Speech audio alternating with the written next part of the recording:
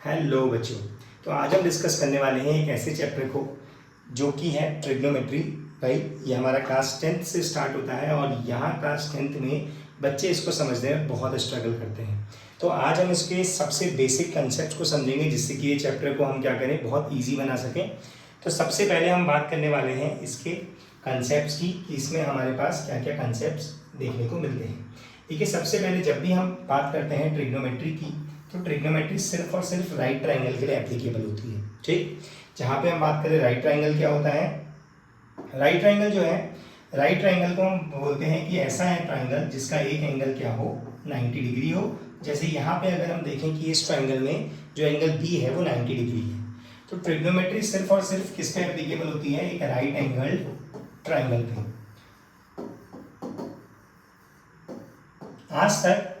अभी तक हमने आज तक जितनी भी 9th क्लास तक हमने एक थ्योरम पढ़ी थी जिसको हम कहते हैं पाइथागोरस थ्योरम। राइट, और ये पाइथागोरस थ्योरम भी हमने पढ़ा था कि ये जो थ्योरम है ये हमेशा सिर्फ और सिर्फ किस में यूज होगी, ये यूज होती है एक राइट एंगल ट्राइंगल में, जहाँ पे हमारे पास 3 साइड्स थी। उन 3 साइड्स का जो हमारा नाम था वो क्या था। सबसे पहले हमारे पास आता था हाइपोटेन्यूज, जो इस राइट एंगल ट्राइंगल की सबसे बड़ी साइड होती थी।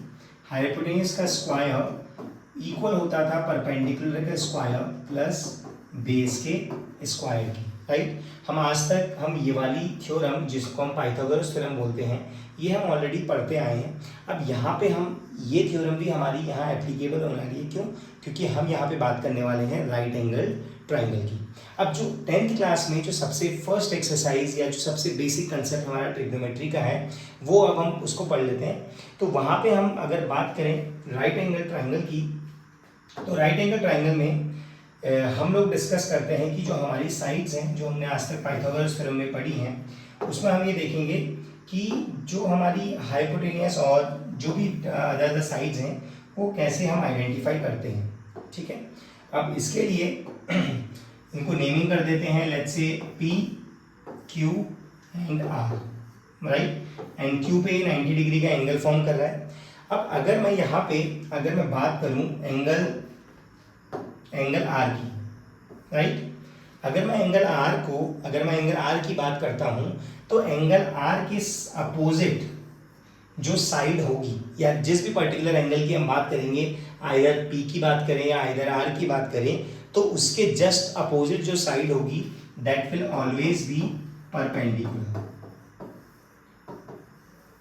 राइट, ये हमेशा क्या रहेगी, परपेंडिकुलर रहेगी। और अगर मैं यहाँ पे एंगल पी की बात करूँ तो एंगल पी के जो अपोजिट साइड है दैट इज आर क्यू। तो एंगल पी के लिए जो परपेंडिकुलर बन जाएगी वो क्या बन जाएगी, आर क्यू बन जाएगी। बट यहाँ पे अभी हम जो रेफरेंस ले रहे हैं इसे हम रेफरेंस पॉइंट बोलते हैं।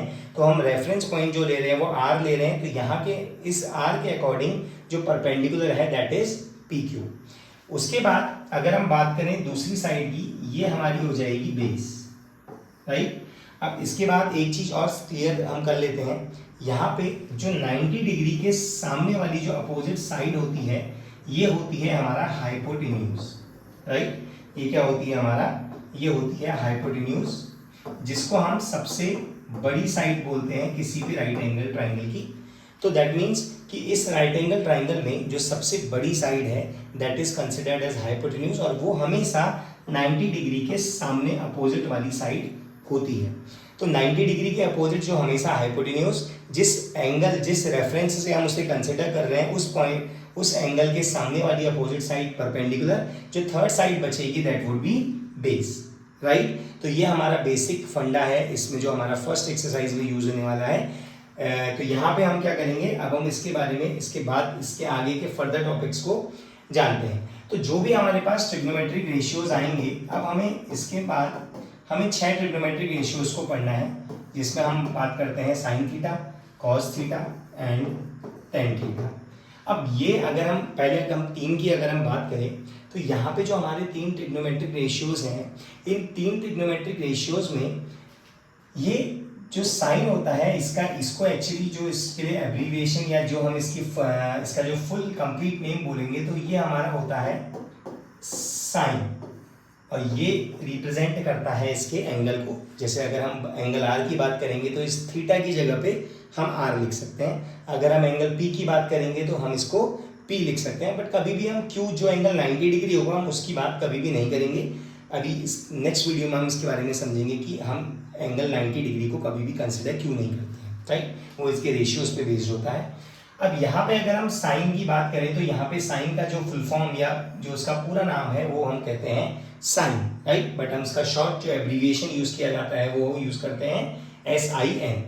उसके बाद अगर मैं बात करूँ कॉस की, तो कॉस की जो फुल फॉर्म कहें या कॉस का जो फुल नेम कहें ये होता है आपका कोसाइन, राइट। इसको हम बोलते हैं कोसाइन। और जो आगे थीटा है वो क्या होगा हमारा, वो उसका एंगल कंसिडर किया जाएगा। देन टेन की अगर बात करें तो टेन बन जाता है टेंजेंट, ठीक है। टेंजेंट हम ऑलरेडी हमने 9th क्लास में भी पढ़ा था। टेंजेंट एक ऐसी लाइन होती है जो सर्कल को टच करते हुए जाती है, राइट। इसके बारे में हम फर्दर अभी नेक्स्ट सर्कल चैप्टर में डिस्कस करेंगे।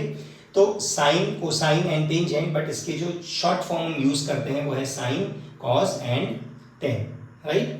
और इसी के जस्ट अगर हम इसकी बात करें, इसके जस्ट अपोजिट या रेसिप्रोकल्स की, तो यहाँ पे हमारे पास साइन का जो रेसिप्रोकल होता है वो होता है cosec theta. Then cos theta का जो रेसिप्रोकल होता है वो होता है sec theta. And then tan theta का जो रेसिप्रोकल होता है वो होता है कॉट थीटा। ये हमारे पास कुछ रेसिप्रोकल्स हैं, राइट। अगर साइन को मैं 1/कोसेक लिख सकता हूँ, राइट। उसके बाद कॉस थीटा को हम सेक थीटा लिख सकते हैं एंड देन टेन थीटा को हम कॉट थीटा लिख सकते हैं, ठीक है। अब यहाँ पे अगर हम इनके ट्रिग्नोमेट्रिक रेशियोज की बात करें, ट्रिग्नोमेट्रिक रेशियोज हम इनको क्यों बोल रहे हैं, क्योंकि ये डिफाइंड होते हैं इनकी साइड्स के रेशियोज के अकॉर्डिंग। जैसे कि साइन थीटा जो होता है वो होता है परपेंडिकुलर अपॉन हाइपोटेन्यूज।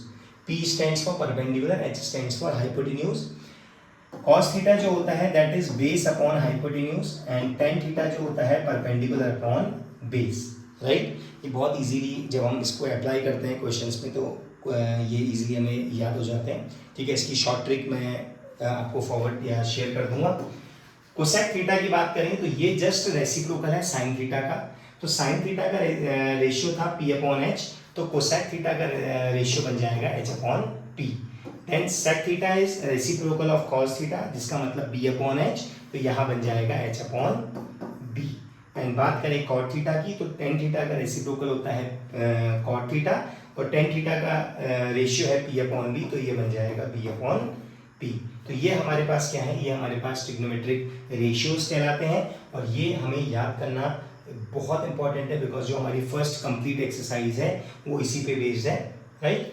अब इसके बाद नेक्स्ट जो हम डिस्कस करेंगे वो है हमारे पास इसकी वैल्यूज़ के बारे में, राइट। बट वो हम कवर अप करेंगे नेक्स्ट वीडियो में, अदरवाइज वीडियो बहुत लॉन्ग हो जाएगी। एंड इसकी जो शॉर्ट ट्रिक है, इसको याद करने की जो शॉर्ट ट्रिक्स हैं वो मैं आपको शेयर कर दूंगा, राइट। एंड मेक श्योर अगर इन केस कोई भी इस चैप्टर में डिफिकल्टी आ रही है तो share it with us and easiest वे में आई विल सी कि मैं उस पर शॉर्टेस्ट वीडियो और बहुत ही ईजीएस्ट वीडियो में आपको उसे समझाने की कोशिश करूँगा, राइट। चलिए all the best and share it and like share and subscribe and follow.